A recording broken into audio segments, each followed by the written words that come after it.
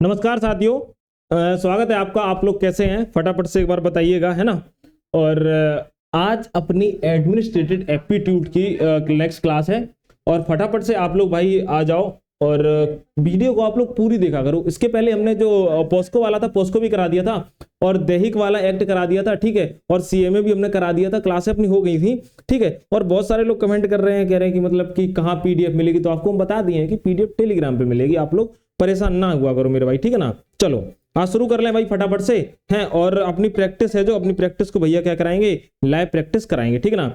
क्योंकि भाई जब प्रैक्टिस लाइव रहेगी ना तो ज्यादा बढ़िया रहेगा, बट अभी क्लासेस क्या है ना रिकॉर्डेड फॉर्म में रहेंगी तो ज्यादा बेहतर रहेगा। तो फटाफट से ये हमारे हॉस्टल वार्डन के लिए एडमिनिस्ट्रेशन एप्टीट्यूड की बहुत ही गजब क्लास है भाई, ठीक है ना। जिसमें छात्रों की सुरक्षा के बारे में बताया गया। किसके बारे में बताया गया भाई मेरे? छात्रों की सुरक्षा के बारे में बताया गया, ठीक है। चलो आओ देख लेते हैं बढ़िया तरीके से क्या बात है। क्या कह रहा है भैया? एकलव्य आवासीय विद्यालय में छात्रों की सुरक्षा की पूरी जिम्मेदारी प्रिंसिपल और स्टाफ कर्मचारियों की होती है। अब देखो, आवास है यानी आवासीय विद्यालय, हॉस्टल है, वहां पर जितने सारे भी स्टूडेंट हैं उनकी सबकी जो जिम्मेदारी सुरक्षा की होती है वह किसकी होती है? तो देखो सबसे पहले प्रिंसिपल साहब की होती है और वहां के स्टाफ कर्मचारी, उनकी सारी स्टाफ कर्मचारियों की होती है, ठीक है ना। क्योंकि उनके लिए वो कैसे हैं? बच्चे जैसे हैं, ठीक है ना। एक मिनट, ठीक है।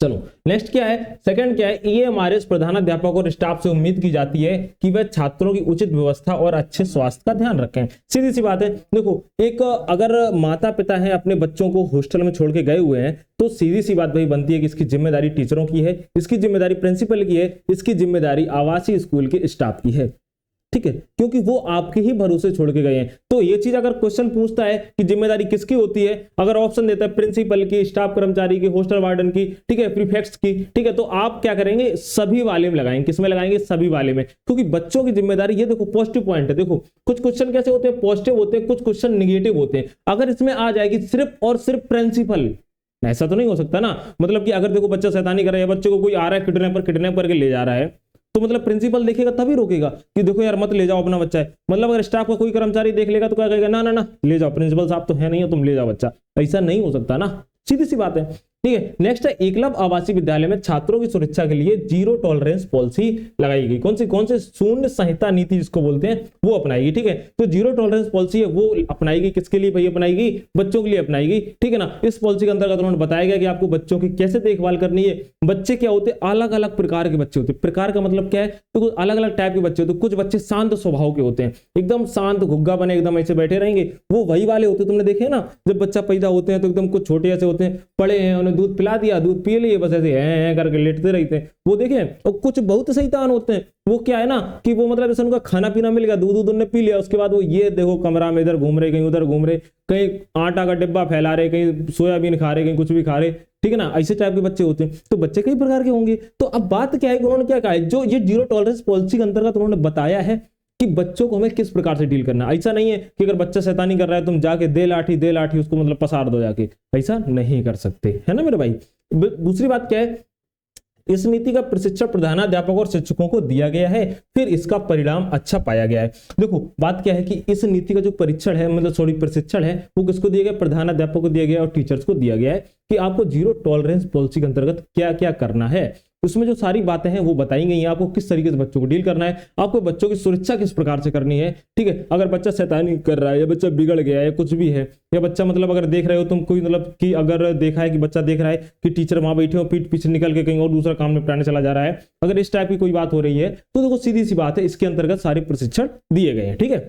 चलो नेक्स्ट है, रेत से भरी बाल्टी का रंग लाल होना चाहिए। देखो भाई रेत से भरी जो बाल्टी होती है उनका रंग लाल होना चाहिए। अब आपने देखा होगा स्टेशन पे, एग्जाम्पल के तौर पे स्टेशन पे आपने देखा होगा कि मतलब कि एक बाल्टी होगी लाल कलर की, उनमें रेत भरी होगी। तो पहले हम लोग मतलब छोटे सोचते थे यार ये का सिस्टम है, मतलब जब पानी भरा जाता है तो रेत भरी जाती है। तो अपने दोस्तों से पूछा करते थे यार ये का सिस्टम, तो एक दूसरे का दिमाग ज्यादा चलता है ना, तो वो कहता था यार देखो बरसात के मौसम में पानी बहुत बरसा होगा तो पानी में बालू तो आती है ना, जैसे समर से जमीन से निकलती तो ऊपर से भी गिरी होगी तो भर गई होगी, ऐसे फर्जी दिमाग लगाते रहते थे। लेकिन बात ये क्यों होता है, क्योंकि देखो रेत से भरी बाल्टियों का रंग लाल इसलिए, और रंग लाल का मतलब तो अलग है, लेकिन कारण क्या है? आग, ठीक है ना। ये क्यों होते? आग को बुझाने के लिए रेत की बाल्टियों का यूज किया जाता है, ठीक है।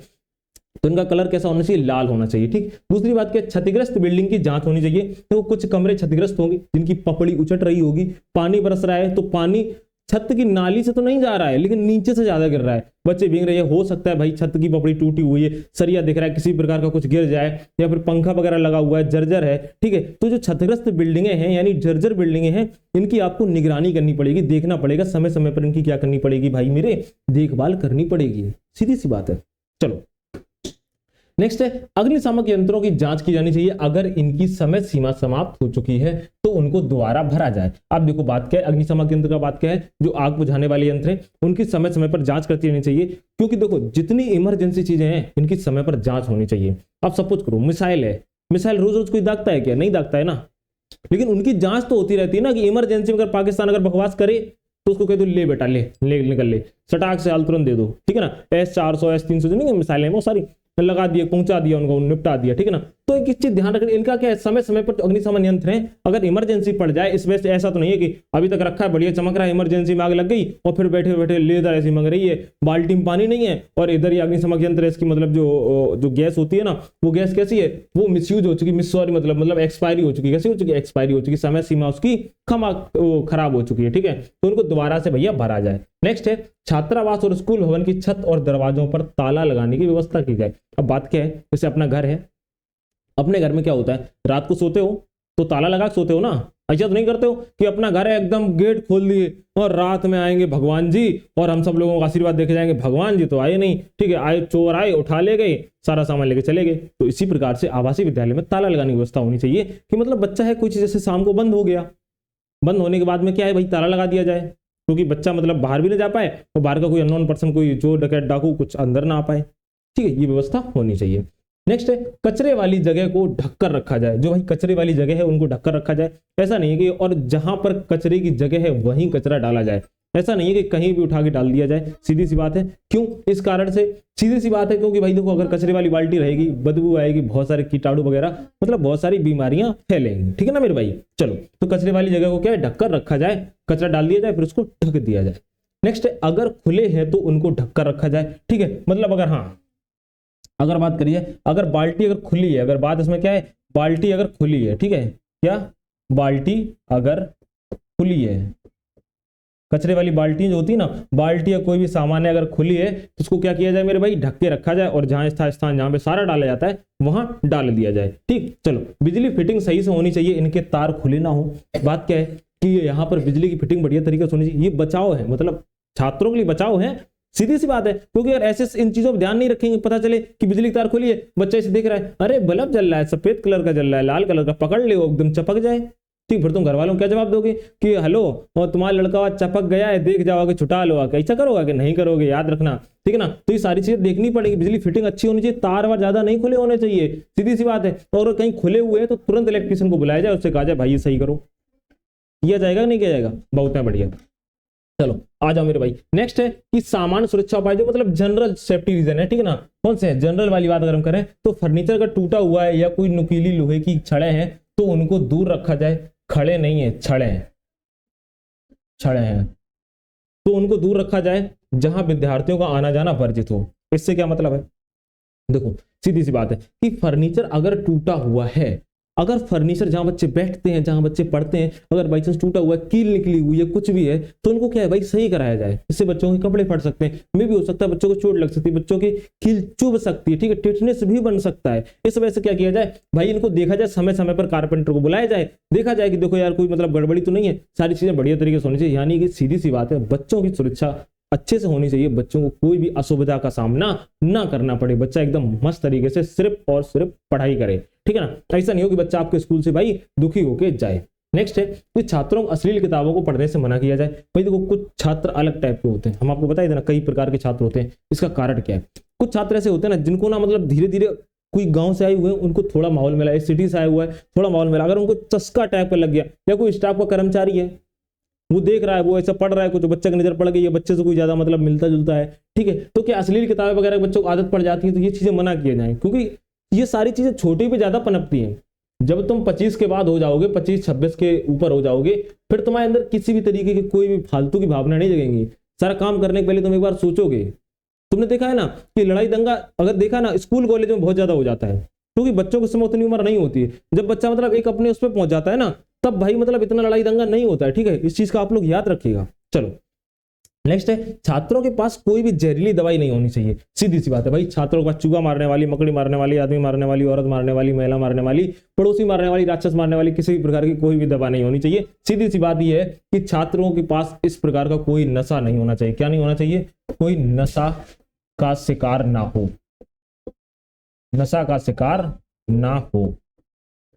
ठीक है, कोई छात्र ऐसा नहीं है कि सोल्यूशन पी रहा है, ठीक है ना, कोई कुछ कर रहा है, इस टाइप का कोई शिकार नहीं होना चाहिए। बच्चों को आपको ध्यान रखना है। ठीक, चलो नेक्स्ट है, छात्रों के पास कोई हथियार नहीं होना चाहिए। पता चले छात्र बढ़िया गांव से आया हुआ है ना, और बगल में तमंचा दाबे हुए और आराम से रात में या दिन में अगर कोई छात्रों से नेताबाजी कर रहा है, तमंचा लहरा रहा है, इस तरीके की कोई भी हरकतें नहीं होनी चाहिए। सीधी सी बात है, बच्चों को समय समय पर आप उनके बैग चेक कर सकते हैं, समय समय पर आप जाइए, आप चेक कर सकते हैं, देख सकते हैं कि बच्चों के पास ऐसी कोई किताब है, ऐसे कोई हथियार, ऐसी कोई जहरीली दवाएं तो नहीं है जिसका बच्चा सेवन कर रहा है। क्योंकि अगर कुछ होता है तो इसका जवाब आपको किसको देना पड़ेगा? उनके पेरेंट्स को देना पड़ेगा। ठीक है, नेक्स्ट है, अचानक से बच्चों के कमरे में निरीक्षण किया जाए, यानी कि सरप्राइज। ठीक है ना, सडनली आप पहुंचिए बच्चों कमरे में। भाई तो किसी को पकड़ने का तरीका क्या है? एकदम आप जैसे आप हो कमरे में, आप कमरे में मस्त रह रहे हो और आपके सारे सामान तो फैले, वो समझ में आता है। कुछ आपके पर्सनल सामान होंगे ना जिनको आप घर वालों के सामने नहीं पेश कर सकते।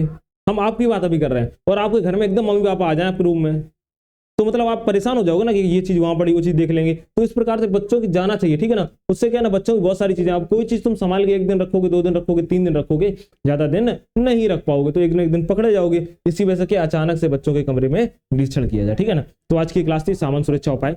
इसके बाद अगली नेक्स्ट क्लास आपको कल मिलेगी। ठीक है, और दूसरी बात क्या है, इसकी पीडीएफ भी आपको मिल जाएगी। ठीक, और बाकी क्लासेस की जिनकी पीडीएफ नहीं मिली उनकी पीडीएफ आज हम डलवा देंगे और बहुत जल्दी वही डाल दी जाएंगी। ठीक है, और हमने मैम से बोल रखा है कि कंप्यूटर की क्लास भी बहुत जल्दी शुरू करी जाए।